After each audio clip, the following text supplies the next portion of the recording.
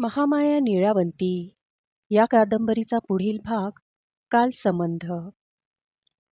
घैसास गुरुजी पुन्हा झोपडीकडे धावत गेला आणि येताना भरपूर रिकामी गोणपाट घेऊन आला. सारी गोणपाट त्यानं पूज्याच्या डबक्यात भिजवली. त्याच्यावर चिखल आणि शेवाळ चोळू लागला.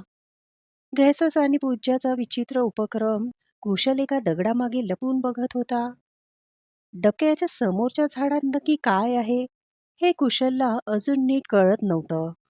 डोलीतल्या कवटीचा सडका जबडा अजूनही कटकट आवाज करतच होता.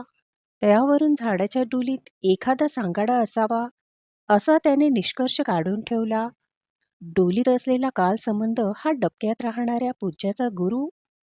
पूज्य हा घैसास गुरुजीचा गुरु आणि घैसास गुरुजी दूर दगडी यंत्रात अडकून पडलेल्या गोऱ्या माणसाचा गुरु असं सूत्र त्याने मनातल्या मनात स्पष्ट करून घेतलं. या सगळ्यात विक्रम विभूते कुठे हे कुशलला अजून समजलं नव्हतंच. काहीही करून विक्रम विभूतीला घरी घेऊन जायचं आणि नलूला भेटवायचं हे कुशलचं ध्येय होतंच. पण ह्यात आपल्या भावाला गायब करण्यात याच लोकांचा हात आहे हा त्याला नुकताच साक्षात्कार घडला. प्रवीणदाचं नक्की झालं काय? त्याला यंत्रात घालून घैसासने काय केलं? आणि प्रवीणदा स्वतः यंत्रात का बसला? तो आता जिवंत तरी आहे का? अजूनही अनेक प्रश्नांची उत्तरं मिळणं बाकी होतं. घैसास पूज्याला डबक्यातून बाहेर ओढून काढू लागला. पूज्याच्या पायांना शेवाळ चिटकून त्यातून हिरव्या पारंब्या बाहेर आल्या. पूज्याला त्या हिरव्या पारंब्यांनी जखडून ठेवलं. घैसास त्याला सोडवू लागला. पूज्य, पण समजा तुम्हाला या पाण्यातून बाहेर काढलं आणि तुमचं मायाजाळाशी असलेलं कनेक्शन तुटलं तर? तुमचा मृत्यू झाला तर? पूज्य कण्हत सांगू लागला. नीळावंतीची आराधना जोपर्यंत करायचो तोपर्यंत कनेक्शन होतं. पशुपक्षी मासे झाडांशी बोलता यायचं. आता काल संबंधाला गुरु केल्यापासून बाकीच्या मंडळींशी संपर्क तुटलाय आता. मला आधीसारखी नशाही मिळत नाही रे. पण आता पाण्यातून बाहेर निघाल्यावर तुमच्या जीवाला काही बरं वाईट झालं तर? जेवढं जगायचं होतं तेवढं मी जगलो. मानवी डोक्याच्या नशिबात असतं त्यापेक्षा हजारो पटीने जास्त जग पाहिलंय. पण आता हेल्बगला वाचवणं हे सगळ्यात महत्वाचं काम. त्यासाठी जीव द्यावा लागला तरी चालेल. त्या हेल्बगसाठी तुम्ही जीव देणार पूज्य? हो बाळा. तो युग पुरुष आहे. त्याच्यामुळे सर्व जग बदलून जाईल. असंही माझ्यासारख्या मायाजाळाची नशा करत जगणारा एक परावलंबी मेला तर काय फरक पडतो? फरक पडतो पूज्य? मला फरक पडतो. माझ्या बाळा, तू आता मोठा झालाय. तू तरुणपणाचा घाबरट तांत्रिक राहिला नाहीयेस. तुला नाहीये माझी गरज. मी गेल्यावर ते तळ तुझंच. इथलं मायाजाळ तुझंच. न घाबरता स्वतःला मायाजाळात वाहवत जाऊ दे. मायाजाळात पोहून जगाची रहस्य जाणून घे. घाबरू नकोस. आतले डोळे उघड. पण पूज्य मरायला तयार झालाय हे घैसासला सहन होत नव्हतं. पण पूज्य, तुम्ही मस्त आयुष्य जगताय. सर्व सृष्टीचं ज्ञान मिळवताय. मला जगाची ब्रह्म सत्य दाखवताय. ते सोडून हेल्बगच्या हातून नीळावंतीचा खून का करायचाय? पूज्य, नीळावंतीला संपवून खरंच जगातून मृत्यूचं उच्चाटन होईल असं वाटतं का तुम्हाला? महामाया नीळावंती म्हणजे जीवन आहे. तीच नाही राहिली तर जगात जीवन तरी उरेल का? हे बघ, मलाही आधी असंच वाटायचं. पण काल संबंधानं माझे डोळे उघडले. मी तुलाही खूप वेळा सांगितलंय ही गोष्ट.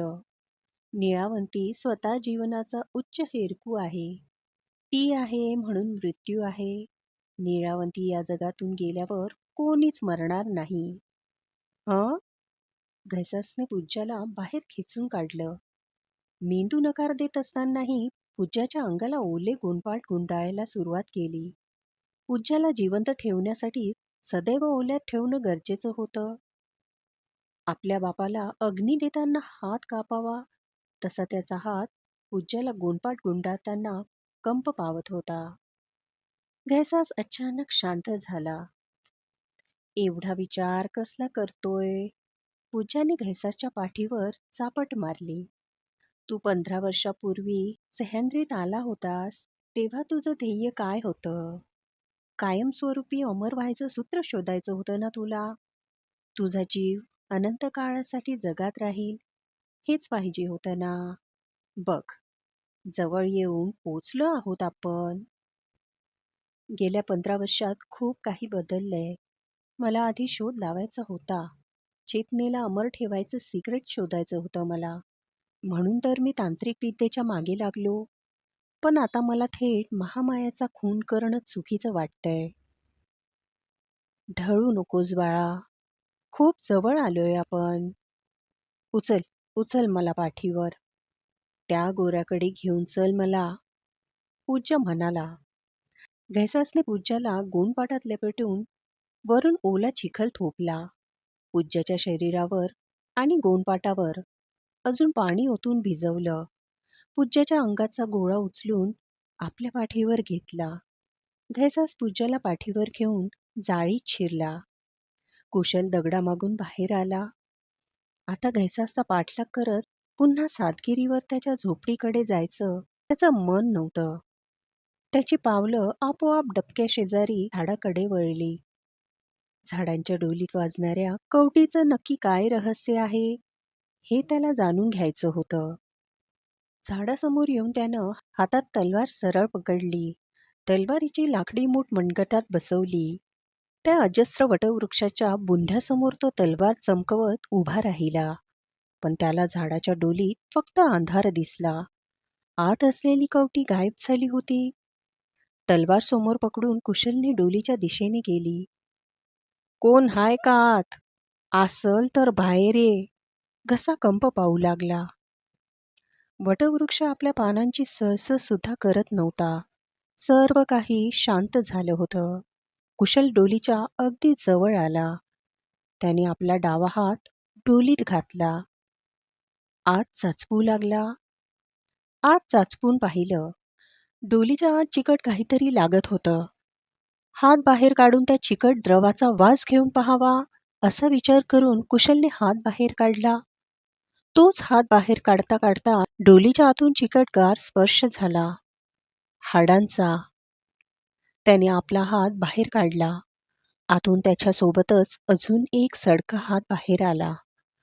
त्या हातावर किडे वळवळत होते. त्वचा सडून आतलं मांस बाहेर आलं होतं. हातासोबतच खांदा बाहेर आला, मग डोकं, मग एक एक करून संपूर्ण सडकं शरीरच बाहेर आलं. आपल्या अशक्त अडखडत्या पायावर जोर देऊन ते शरीर कुशलच्या नाकासमोर उभं राहिलं. कुशल बर्फ झाला. काल संबंध रक्त सुकलेल्या शरीरात राहतो, हे त्याने आतापर्यंत केवळ गप्पागोष्टीत ऐकलं होतं. पण प्रत्यक्ष काल संबंध ज्या शरीरात त्याला दिसला, ते सडकं इतकं विद्रूप झालेलं होतं की ते पाहून त्याला शिसारी आली. शरीरावर कपडे नव्हते. लाल काळ्या रंगाचे सडके मांस, दोन्ही खांद्यावर अळ्यांनी खड्डे पाडलेले. आकारावरून शरीर पुरुषाचं आहे हे कळत होतं. कुशल एक एक पाऊल मागे सरकू लागला. काल संबंध एक एक पाऊल पुढे येऊ लागला. काल संबंधाच्या कवटीत असलेला जबडा हलू लागला. त्यातून कट कट आवाज येऊ लागला. काल संबंध नक्की काय बोलतोय हे कुशलला कळतही नव्हतं. पण तो ज्या शरीरात आहे ते हळूहळू निरुपयोगी बनत जाणार होतं हे नक्की. काल संबंधाला नवीन शरीर पाहिजे. तो कुशलच्या दिशेने एक एक पाऊल टाकतच होता. घाबरलेल्या कुशलच्या हातातून तलवार खाली पडली. काल संबंधाने खाली वाकून तलवार उचलली. कुशलच्या पायातलं बळ संपलं. तो गुडघ्यावर खाली बसला. काल संबंधाने तलवारीच्या लाकडी मुठीकडे बघितलं. स्वतःच्या उजव्या हाताकडे पाहिलं. कुशलनेही काल संबंधाच्या सडक्या हाताकडे पाहिलं. त्याला आपल्या डोळ्यांवर विश्वासच बसेना. त्या हातात लोखंडी मूठ होती. रायरीकराच्या पिढीजात तलवारीची. प्रवीण गायब झाल्यानंतर आपली पिढीजात तलवार कुशलला जंगलात बिनमुठीची सापडली होती. तिची मूठ या कालसंबंधाच्या हातात होती. कुशलला शरीराची ओळख पटली. शरीर प्रवीण रायरीकरचं होतं. दादा, दादा तू? कुशल सर्व बळ कंठात आणायचा प्रयत्न करू लागला. पण आवाज फुटायला त्रास होऊ लागला. दादा, मी आणि आशा वाट बघतोय तुझी. कालसंबंधाने तलवारीच्या पात्याला लोखंडी मूठ बसवली. तलवार उंच केली. कुशलच्या मायेचा वेध घेण्यासाठी. आपल्या भावाला मरून महिनाभर लोटून गेलाय हे कुशलला कळून चुकलं. त्याच्या शरीराचा ताबा कालसंबंधाकडे होता. कुशलने त्या शरीराला धक्का दिला. कालसंबंध मागे ढकलत गेला. कुशलने किडे पडलेल्या छातीवर हात ठेवून जोर लावत मागे ढकलत नेलं. वडाच्या खोडातून एक टोकदार तुटकी फांदी बाहेर आली. कुशलने त्या शरीराला त्यावर नेऊन आदळलं. ती फांदी शरीराच्या छातीतून आर पार गेली. कुशलच्या चेहऱ्यावर छातीतल्या मांसाचे काळे शिंतोडे उडाले. कालसंबंधाने तशाही स्थितीत अंधाधुंद तलवार फिरवायला सुरुवात केली. पण त्याच्या वारात ताकद नव्हती. कुशलच्या शरीरावर जखमा होऊ लागल्या. कुशलने खोडाला फसलेलं शरीर बाहेर काढलं आणि ती बाहेर आलेली फांदी शरीरावर दुसऱ्या ठिकाणी आत घुसली. पुन्हा पुन्हा तेच करत प्रवीणच्या शरीराला गड्डे पडत गेले. ते करताना कुशलला रडू आलं. मला माफ कर दादा. कुशल कालसंबंधात खोड्याने खड्डे पाडत चित्कारला. हळूहळू शरीर निश्चल होत गेलं. तलवार फिरायची थांबली. कुशलने तलवार शरीराच्या हातातून काढून घेतली. मूळ लोखंडी मुठीची तलवार पुन्हा एकदा कुशलच्या हाती लागली. हातात तलवार पकडून कुशल बराच वेळ प्रवीणच्या प्रेताजवळ बसला. नंतर त्या प्रेताचे तुकडे करून त्याने आपल्या बैलगाडीपर्यंत आणले.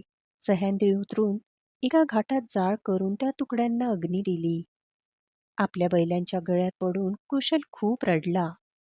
कुशलला घरी यायला पहाट झाली. आशा वाट पाहत दारातच झोपली. बैलगाडी गोठ्यासमोर उभी करून ठेवताना बैलाच्या गळ्यातल्या घंटांनी तिला जाग आली. आशाकडे पाहून कुशल फक्त हसला. प्रवीणबद्दल कितीही वाईट बातमी निघाली तरी तिला काहीच सांगायचं नाही असं त्याने खूप आधीच ठरवून ठेवलं होतं. कुशलने आशाला समजू न देता प्रवीणची राग घरच्या अंगणात शिंपडली.